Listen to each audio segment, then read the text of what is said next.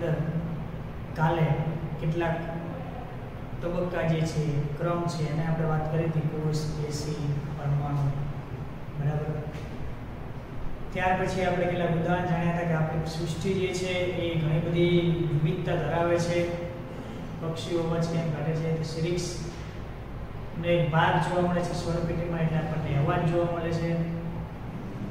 ત્યાર પછી આપણે એવું પણ સમજ્યા કે સફેદ રાત્રે જે ખીલતા પુષ્પો જે છે સફેદ કેમ જોવા મળે છે, તો પ્રકાશને હાજરી નથી હોતી રાત્રે, એટલા માટે સફેદ પુષ્પ જે છે એ કેટલાક કીટકો, ચામાચીડિયા છે એમને દેખાય છે. એના કારણે પરાગનયનની જે ક્રિયા છે એ શક્ય બને છે, એટલા માટે સફેદ પુષ્પો રાત્રે ખીલે છે. તો રાત્રે જે ખીલતા છે એ સફેદ પુષ્પો હોય છે. ત્યાર પછી આપણે એ પણ ચર્ચા કરી હતી કે જે મધમાખી છે તો એ કેવી રીતના નક્કી કરે છે કે આ પુષ્પો પર જઈશ તો પરાગણ હશે, તો એ વિદ્યુત ભારને ધ્યાનમાં રાખીને આગળ વધે છે. બીજું એક ઉદાહરણ આપણે લઈએ તો જે થોડ છે, થોડ વનસ્પતિ છે, રણમાં ઉગતી વનસ્પતિ છે, એ કંઈક આ પ્રકારે એની રચના આપણને જોવા મળે છે. થોડ આવું પ્રકાંડ હોય છે. પ્રકાંડમાંથી આ રીતના ગોળાકાર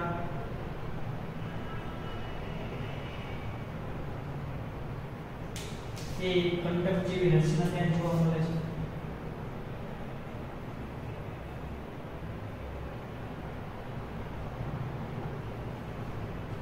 એ કાંટાઓ જે છે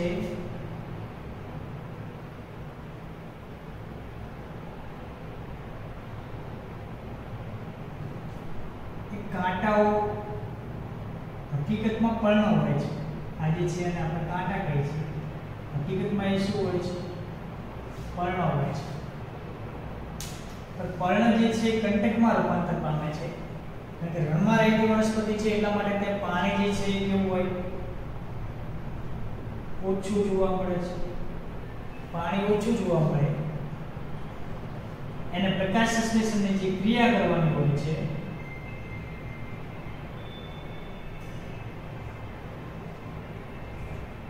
પ્રકાશ સંશ્લેષણની ક્રિયામાં પાણીનો વ્યય વધારે ન થાય, પ્રકાશ સંશ્લેષણની ક્રિયામાં જે પાણીનો ઉપયોગ એને કરવાનો હોય છે એટલા માટે આખું જે એનું શરીર બંધારણ છે એમાં પાણીનો વ્યય ઓછો થાય, એટલા માટે પર્ણ જે છે એ કંટકમાં ફેરવાય છે.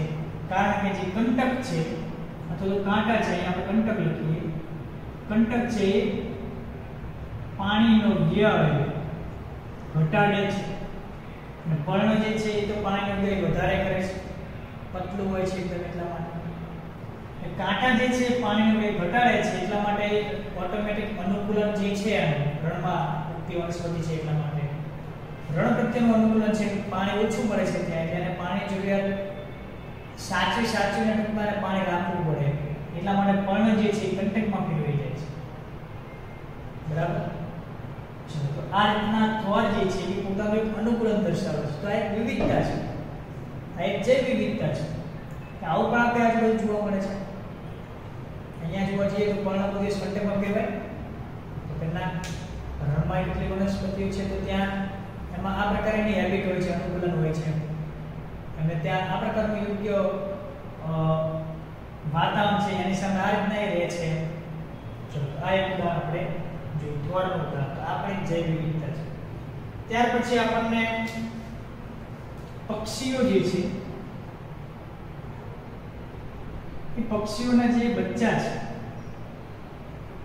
એ પોતાની માતાને કેવી રીતે ઓળખે? પક્ષીઓ જે છે તો માળામાં બચ્ચા જે હોય એ પોતાની માતા આવે એટલે તરત બચ્ચા જે છે એને ઓળખી જાય છે. અન્ય કોઈ પક્ષી આવે તો એ બચ્ચા જે છે એને બચ્ચા જે છે જાતે છુપાઈને રહે છે. તો હજુ નાના હોય છે તો એને કેવી રીતના ખબર પડે છે કે આ જે છે મારી માતા છે, બીજા જે આવે છે એની ભાષામાં કહીએ તો ભક્ષક છે, બરાબર. તો પક્ષીઓમાં આવી જે એની અંદર એક પદ્ધતિ આપણે કહીએ કે એની અંદર ભગવાને મૂકેલી એક શક્તિ જે કહીએ એ શક્તિને ઇમ્પ્રિન્ટિંગ કહેવામાં આવે છે. શું કહેવામાં આવે છે? ઇમ્પ્રિન્ટિંગ.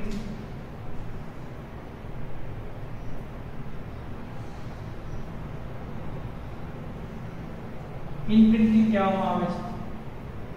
બરાબર. હવે આ જે ઇમ્પ્રિન્ટિંગ છે એ કેવી રીતના કાર્ય કરે છે? તો જ્યારે પણ અહીંયા આપણે થોડો એ શબ્દ સુધારી લઈએ, ઇમ્પ્રિન્ટિંગ આવશે.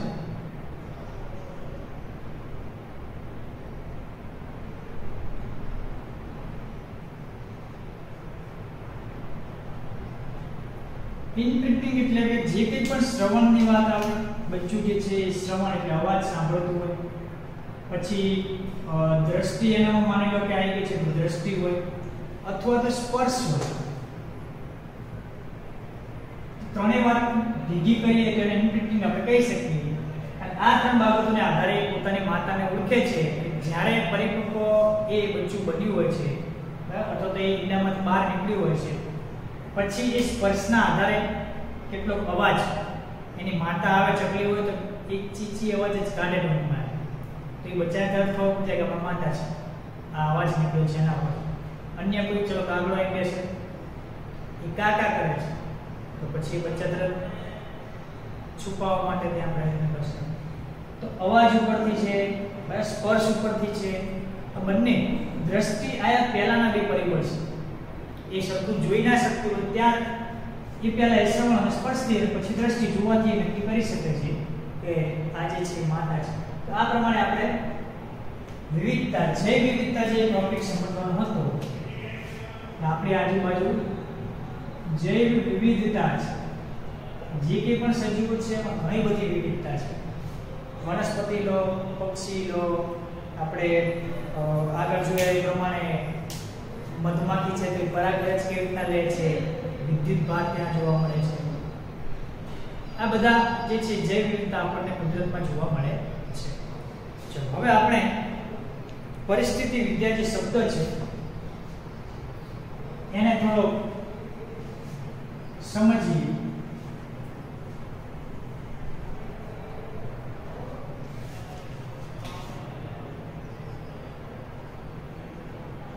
પરિસ્થિતિ વિદ્યા જેને આપણે ઇકોલોજી કહીએ છીએ, પરિસ્થિતિ વિદ્યા જેને આપણે ઇકોલોજી કહીએ છીએ, બે શબ્દ ઉપરથી એ નીકળ્યું છે. તો બે શબ્દ ઉપરથી એને બનાવવામાં આવ્યું છે. એક શબ્દ જે છે એને આપણે કહીએ છીએ ઓલિક્સ કહેવામાં આવે છે.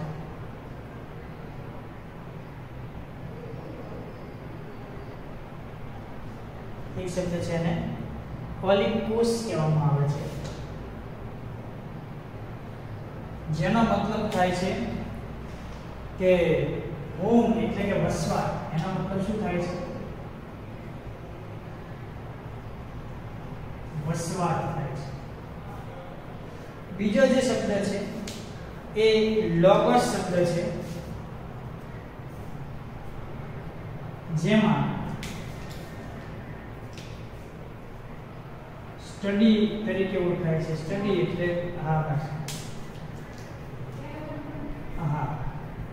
સ્ટડી એટલે અભ્યાસ.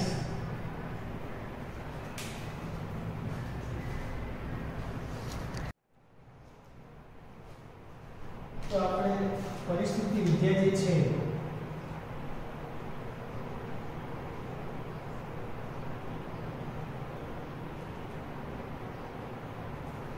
તો એ શબ્દ જે છે આપણને બે શબ્દો ઉપરથી મળે છે.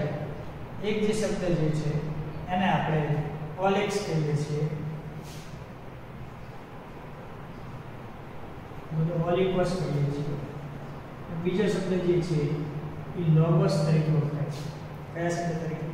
લોગોસ. તો ઓલિકોસ જે છે એનો મતલબ થાય છે વસવાટ એટલે હોમ, એનો અર્થ થાય છે. અને લોગોસ છે તેનો મતલબ થાય છે અભ્યાસ. બરાબર? લોગોસ નો મતલબ શું થાય છે? અભ્યાસ. એટલે કે ગ્રીક શબ્દ છે આ. કેવો શબ્દ છે? ગ્રીક શબ્દ છે. આપણે ખાલી એટલું ધ્યાન રાખવાનું છે તો પરિસ્થિતિ વિદ્યા જે છે ઇકોલોજી શબ્દ છે. આ શેનો શબ્દ છે? ઇકોલોજી. તો ઇકોલોજી શબ્દ ઓલિકોસ અને લોગોસ આ બંને શબ્દ ભેગા કરીએ તો ઇકોલોજી શબ્દ આવું બને છે. બરાબર. ગ્રીક વર્ડ છે.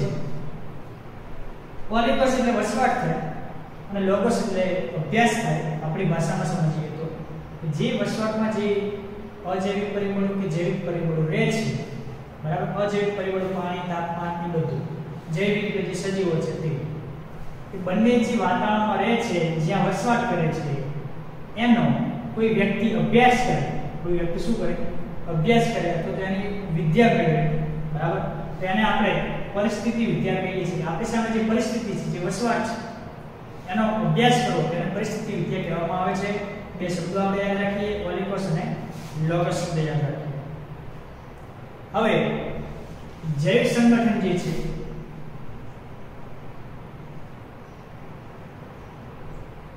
જૈવ સંગઠનના 4 સ્તરો જોવા મળે છે. તો પહેલું જૈવ સંગઠન એટલે શું? તો પૃથ્વી જે છે એમાં ઘણા બધા જીવો રહે છે. પૃથ્વી પર ઘણા બધા જીવો રહે છે. તો આ બધા જીવ છે એનું સંગઠન, એ બધા ભેગા આપણે કરીએ તો એને કેટલાક સ્તરોમાં વહેંચણી કરવામાં આવી છે. બરાબર. શબ્દો જે છે આપણે જાણી લઈએ એટલે આપણને ખબર પડશે. પહેલા તો આપણે સજીવો કહીએ છીએ. એક જોવા જઈએ તો સજીવો છે, જે કે પણ સજીવો છે જૈવ વિસ્તારની અંદર, આવા જે સજીવો છે એ વસ્તી સમુદાય સજીવો છે. શેમાંથી બને? વસ્તી સમુદાય. પછી આપણે જૈવ વિસ્તાર પણ કહીએ છીએ. આ બધાના ભાગો છે. જૈવ સંગઠન એટલે જે પૃથ્વી પર સજીવો રહે છે, એટલે આપણે સજીવો કીધા. અહીંયા આપણે અલ્પવિરામ કરીએ કારણ કે અલગ દર્શાવશે. તો સજીવો જે છે અથવા તો જે જીવો છે એની કઈ વસ્તી હોય, સમુદાય પણ જોવા મળે, અને જૈવ વિસ્તાર. આ શબ્દનો આપણે મતલબ સમજીએ. એક ચાર્ટ દોરું છું એટલે આપણને દરેક શબ્દની માહિતી જે છે ખબર પડી જશે કે વ્યક્તિગત. આના ઉપરથી આપણે એક ચાર્ટ સમજીએ. વ્યક્તિગત શબ્દ લઈએ, પછી વસ્તી શબ્દ લઈએ. વસ્તી ભેગી થાય એટલે આપણે સમુદાય તરીકે ઓળખીએ છીએ. પછી હું તમને વર્ડની સમજૂતી આપી દઉં છું. સમુદાય પછી ઇકોસિસ્ટમ આવે, બાયોમ આવે. ઇકોસિસ્ટમ, બાયો, બરાબર. અને બાયો પછી બાયોસ્ફિયર આવે છે. જરા જોઈ લો, તમને દેખાય છે? ચલો વાંધો નહીં, એક શબ્દ દેખાઈ જશે. બાયોસ્ફિયર. બાયોસ્ફિયર આપણી પૃથ્વી ઉપર પહેલા આપણે વિચારીએ તો એક વ્યક્તિ છે. માની લો કે હું છું, બરાબર, તો તમે છો, તો એક વ્યક્તિ છે. તો વ્યક્તિ તરીકે આપણે લઈએ કે હું, તમે અથવા તો કોઈ અન્ય ઉદાહરણ લઈએ તો માની લો કે હરણ છે. આને આપણે એક વ્યક્તિગત સજીવ તરીકે ઓળખીએ છીએ. વ્યક્તિ ભેગા થાય અથવા જે તે વ્યક્તિ છે એનો સમૂહ ભેગો થાય, ઘણી બધી સંખ્યા ભેગી થાય જેને આપણે વસ્તી કહીએ છીએ. ખબર પડે છે? ઘણો બધો સમૂહ ભેગો થાય તેને આપણે શું કહીએ છીએ? વસ્તી કહીએ છીએ. અહીંયા આપણે વસ્તીનો ગુજરાતી વ્યાકરણ થોડું ખોટું લખ્યું છે. વસ્તી કહીએ છીએ. હરણ છે વ્યક્તિગત સજીવ છે. ઘણા બધા હરણો ભેગા થાય, હું એમ કહી શકું કે હરણ પ્લસ હરણ પ્લસ હરણ, ઘણી બધી સંખ્યામાં હરણ ભેગા થાય, બરાબર, તો એને આપણે કહીએ છીએ વસ્તી કહીએ છીએ.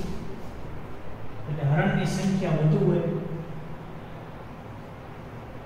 આ એક જ ઉદાહરણ લઉં છું. અહીંયા મનુષ્યનું ઉદાહરણ આવી શકે, વાઘનું ઉદાહરણ આવી શકે, કોઈ પણ સજીવનું ઉદાહરણ. એક લઈએ લીમડો. લીમડો એ વ્યક્તિગત નામ છે. ઘણા બધા લીમડા તો એને વસ્તી કહેવાય. લીમડાની વસ્તી છે એવું આપણે કહી શકીએ. ખાલી મનુષ્ય માટે જ કે વસ્તી શબ્દ વપરાય છે એવું નથી. તો તો લીમડા માટે આપણે એ ઘણી બધી સંખ્યા એને વસ્તી કહીએ છીએ. હવે હરણ હોય અને પ્લસ અન્ય કોઈ પ્રાણી હોય, હરણ પ્લસ અન્ય કોઈ પ્રાણી હોય, હરણ પ્લસ અન્ય પ્રાણી, બરાબર. હરણ જે વિસ્તારમાં રહે છે, આ આપણે જે વાત કરીએ છીએ ક્યાંની વાત કરીએ છીએ, તો આ એક કોઈ ચોક્કસ વિસ્તાર આપણે માની લેવાનો છે, બરાબર. કોઈ જંગલનો વિસ્તાર માની લઈએ. પહેલા એક હરણ છે, એને આપણે વ્યક્તિગત કીધું, પ્લસમાં કોઈ અન્ય સજીવની સાથે જોડાણો છે, તો એને આપણે સમુદાય કહીએ છીએ. ઘણા બધા હરણો અહીંયા ભેગા થાય તો આ જે સ્ટ્રક્ચર છે એને વસ્તી કહીએ છીએ, બરાબર. એક વ્યક્તિગત હોય તો એને આપણે આ કહીએ છીએ સમુદાય છે. તો પ્લસ અન્ય એનો કોઈ અન્ય પ્રાણીઓ સાથે રહે છે, સિંહ હોય, વાઘ હોય, ઝરુખ હોય, જીબ્રા હોય, કોઈ પણ. એટલે આ આખો જે વિસ્તાર છે, આ આખો ભેગો વિસ્તાર છે, એને આપણે સમુદાય કહીએ છીએ. સમુદાય છે, બરાબર. સમુદાય છે. તો મનુષ્ય છે, આપણે આજુબાજુ ગાય ભેંસ રહેતા હોય તો એને આપણે સમુદાય કહીએ છીએ. ખાલી આપણે મનુષ્ય તો વસ્તી અને હું પોતે તો વ્યક્તિગત, બરાબર. જો આ ક્રમ છે જૈવ સંગઠન. અહીં 4 સ્તરો આપણે લખ્યા છે. અહીં આપણે બધા સ્તરોની વાત કરીએ છીએ, બરાબર. બધા સ્તરો સમજી લઈએ. ચલો, હરણ પ્લસ અન્ય પ્રાણી એને સમુદાય કહેવાય. અને પછી શબ્દ આવે છે ઇકોસિસ્ટમ. ઇકોસિસ્ટમ એટલે એને કહેવામાં આવે છે નિવસન તંત્ર.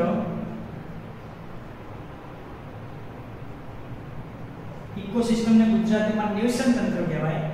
નિવસન તંત્રની અંદર હરણ પ્લસ અન્ય પ્રાણી, અન્ય પ્રાણી એટલે કોઈ પણ પ્રાણી આવી જાય, બરાબર. કોઈ પણ x y z, અને પ્લસ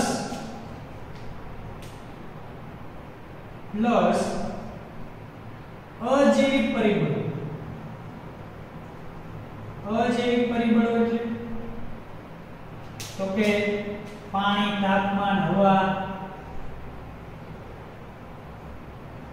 સૂર્યપ્રકાશ, આ જે છે અજૈવિક પરિબળો કહેવાય. જે વિસ્તાર છે કે જેની અંદર હરણ પણ છે, અન્ય પ્રાણીઓ પણ છે, એટલે જેટલા પણ સજીવો છે એ બધા, બરાબર. અહીં આપણે જો વનસ્પતિ માટે ઉદાહરણ લીધું હોય તો લીમડો, પછી લીમડાની વધુ સંખ્યા, પછી લીમડો પ્લસ અન્ય કે વનસ્પતિ છે એ, લીમડો પ્લસ અન્ય વનસ્પતિ, તેમજ અજૈવિક પરિબળો જે છે એ, એટલે વનસ્પતિ માટે પણ એ જ લાગુ પડે છે. ઇકોસિસ્ટમ નિવસન તંત્રની અંદર જેટલા પણ સજીવો આવેલા છે, અહીંયા આપણે પ્રાણી કીધું છે, એની સાથે સાથે વનસ્પતિનો પણ સમાવેશ લઈ શકીએ છીએ. આની અંદર હરણ હોય અને પ્રાણી અને વનસ્પતિ આવે. અજૈવિક પરિબળો એટલે જે એનામાં જીવ નથી એ, તો એવું તંત્ર છે જેને ઇકોસિસ્ટમ કહેવાય છે. એટલે અહીંયા આપણે વિચારીએ તો ઇકોસિસ્ટમની અંદર અહીંયા પાણી પણ જોવા મળે, આ પાણી છે, પ્રકાશ પણ જોવા મળે અહીંયા, બરાબર. તાપમાન, હવા પણ જોવા મળે. અહીંયા લહેર, હવાની જે લહેર હોય એવો આકાર દેશું, બધું જ જેમાં જોવા મળે એટલે ઇકોસિસ્ટમ કહેવાય, નિવસન તંત્ર કહેવાય, બરાબર. સમજી શકો છો તમે હું શું કહેવા માંગુ છું એ, બરાબર. તો અજૈવિક પરિબળો જ્યારે જે નિવસન તંત્રનો સમાવેશ થઈ ગયો હોય તેને આપણે ઇકોસિસ્ટમ કહીએ છીએ. ત્યાર પછી બાયોમ. બાયોમ એટલે એક ચોક્કસ પૃથ્વીનો વિસ્તાર હોય. બાયોમ એટલે ચોક્કસ પૃથ્વીનો વિસ્તાર.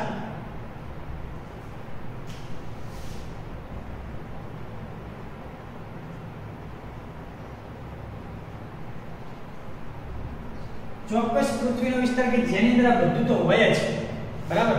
માની લો હું તમને એમ કહું કે જેટલું પણ છે પાણી, તાપમાન, હવા, પ્રકાશ, અન્ય પ્રાણી બધું જ, પણ નિવસન તંત્ર મેં આટલું જ કીધું તમને કે આટલું નિવસન તંત્ર છે. જંગલનું નિવસન તંત્ર છે, રણનું નિવસન તંત્ર હોય, બરાબર. સમુદ્રનું નિવસન તંત્ર હોય. તો પૃથ્વી ઉપર માની લો કે આ પૃથ્વી છે, બરાબર. એની અંદર મેં આ એક ચોક્કસ આ વિસ્તાર નક્કી કર્યો, આ એક ચોક્કસ વિસ્તાર મેં નક્કી કર્યો છે.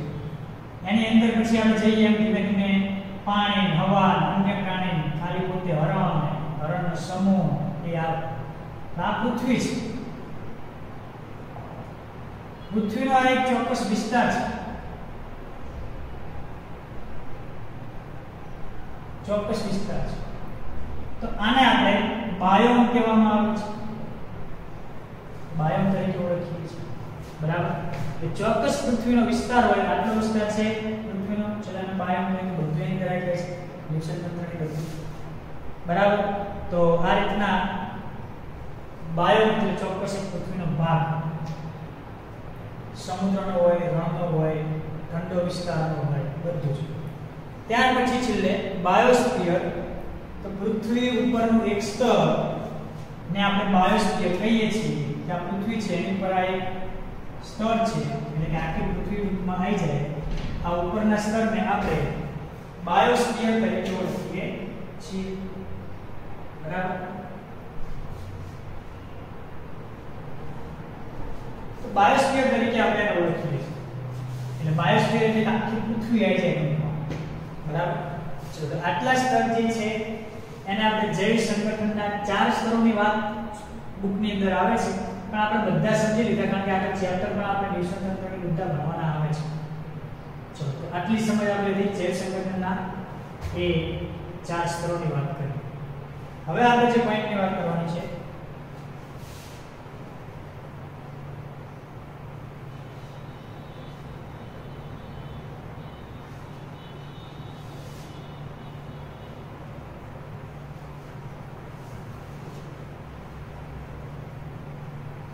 સજીવો અને તેનું પર્યાવરણ.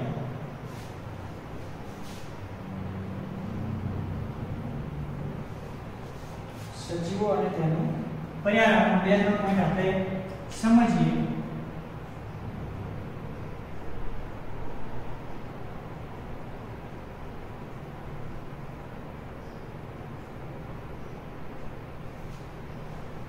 તો આપણી આજુબાજુ ઘણા બધા એ નૈસર્ગિક નિવાસસ્થાનો જોવા મળે છે.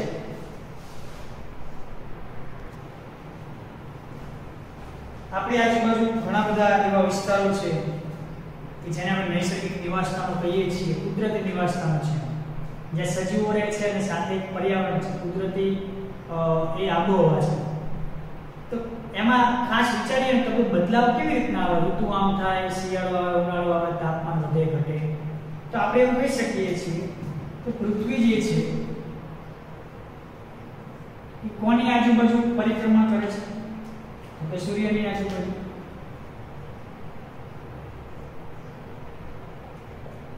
સૂર્યની ફરતે પૃથ્વી જે છે એ શું કરે છે? પરિભ્રમણ કરે છે. અને પૃથ્વી જાતે પણ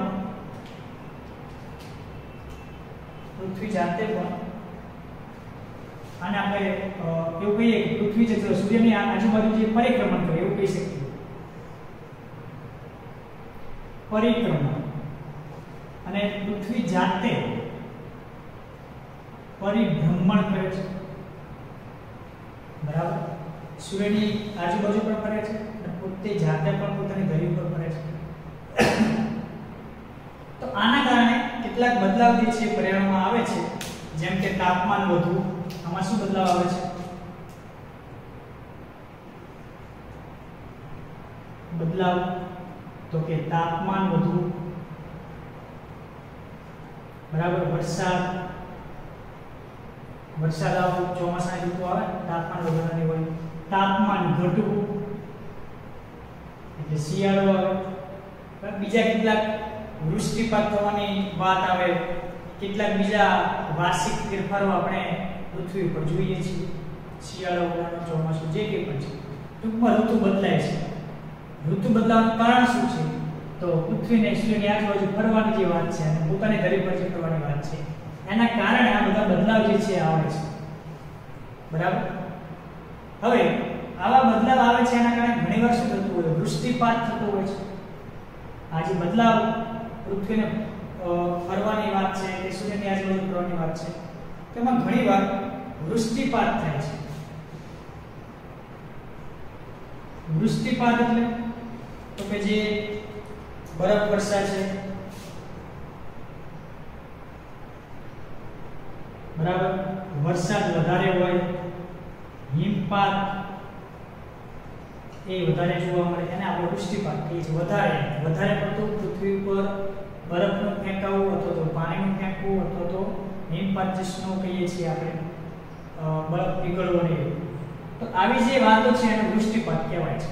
વધારે પડતું પૃથ્વીની જેટલી જરૂર છે એટલું હોય તો ઠીક છે, પણ એના કરતાં પણ વધારે એ જોવા મળે છે. બરાબર. તો એના કારણે શું થાય છે કે ઘણીવાર આવા બદલાવના કારણે, વૃષ્ટિપાતના કારણે જૈવ વિસ્તારમાં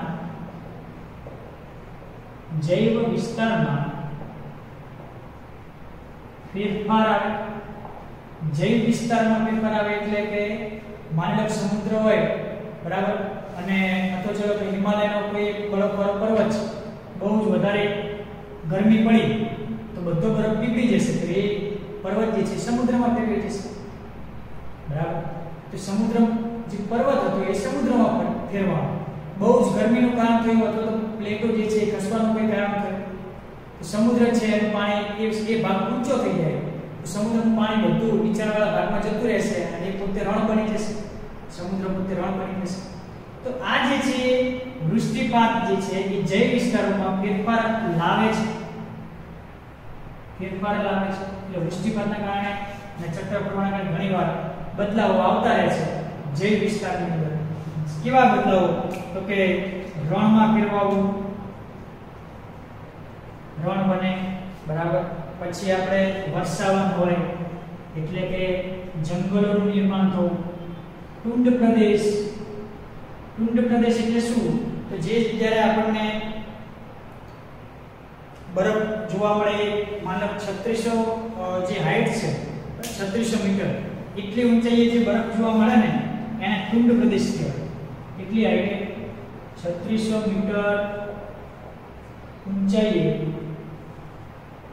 બરફ જોવા મળે એવો વિસ્તાર એને ટુંડ પ્રદેશ કહેવાય. અને વૃક્ષહીન, ત્યાં વૃક્ષો જોવા મળતા નથી, કેવો હોય છે?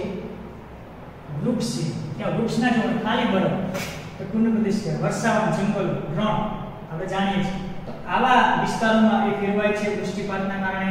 બરાબર.